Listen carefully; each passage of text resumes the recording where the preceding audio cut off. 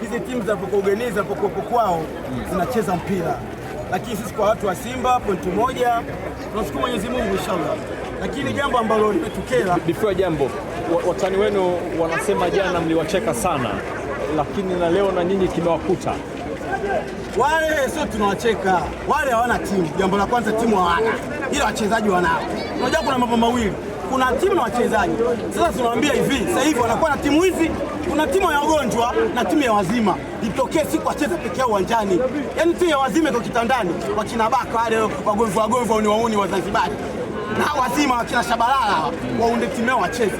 Wale wana timu, na watu kusikia sisi mliocheza nao ilikuwa ni timu ya wagonjwa ama timu ya wazima? Hii Pamba ile mliocheza nao last time mara ya mwisho walikuwa ni wagonjwa. Ilikuwa timu ya wagonjwa. Walikuwa ni wagonjwa. Okay, sawa. Tuende kwenye pointi yako ya leo. Pointi yangu ya leo, ili jambo naomba niliongee wazi. Ili jambo la leo naomba niliongee wazi. Mimi katika maisha yangu namshukuru Mungu, sio kumwogopa mtu zaidi ya baba yangu. Baba yangu ashatangulia mbele za haki, Mwenyezi Mungu amrehemu. Kwa nini mechi za Simba nyingi zinakuwa na mabomu? Swali la kwanza. Wa kujibu point ni viongozi. Mechi ya Simba ya Arusha vile mabomu. Maana yake nini? Ni kama umetushika.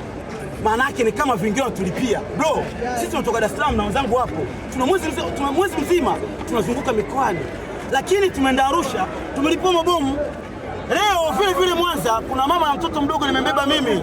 Kapiga bomu mtoto kadondoka, mama ile chochote kuhusu mabomu. Sasa nataka niuliza viongozi, wanakuwa wametumwa na watu, wana maelekezo kutoka juu. Sasa na sisi je, tufuate maelekezo kutoka juu tusikize wao? Hii picha inakuwa sio nzuri. Hii nchi ni amani jamani wa Tanzania. Kama ni hivyo tuambie kabisa mechi ya Simba haipo. Kwa sababu hivi kwanza mnatayarisha usalama wa mtu anakaa anaangalia mpira ajue dakika chizi kiisha ndapigwa bomu. Inakuwa sio football. Kama unataka vita, meli sipo. Vibukuba sipo. Wapande wende Irani. Au unasemaje? Mambo kutupiga mabomu, tumechoka na mabomu. Na hili swala naomba lifikie rais wa nchi popote alipo. Mama sio msuni hajafungua, ila mimi ni Muislamu, ni msuni nimefungua leo. Ili swala mama wa nchi anazidi kutongezea machungu. Mimi naongea ukweli, mimi kama mimi wanazidi kutongezea machungu, wapunguzi. Wanasema wakiwatawanya ni wanasema kama changamoto kwenye kuwatawanya, mashabiki wanakuwa wako tayari kuondolewa ile kawaida. Mwandishi, naomba nikuulize, wakati mashabiki tunaingia walituingiza wao? Hapo sawa. Hapo sawa. Issue ni ukitajika utaitwa. Ndio ukitajika utafanyaje?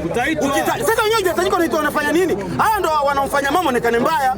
Kwa sababu tunaamini kuna maelekezo napata. Kumbe anawaamua